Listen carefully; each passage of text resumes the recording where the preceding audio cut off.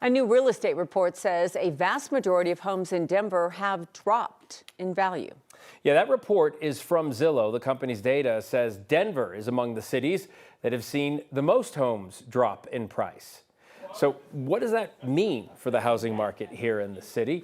Here's Jeremy Hoholo.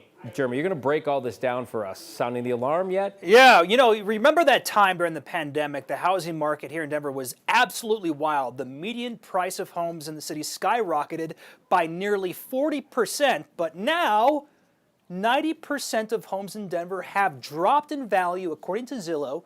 But real estate experts say while this headline sounds a little bit of alarming, this is more of a market correction. This report published by Zillow this week looks at home values over the last several years. It says nationally, about 53% of homes in the country have dropped in value over the last year. But out of the 36 cities this report highlights, the city of Denver tops the list with the highest number of homes that have dropped in value at 91%. However, this drop in value does not mean homes are selling for less than their prior sale price. The drop is about 9.7% on average around the city. So what does this mean for the housing market in Denver?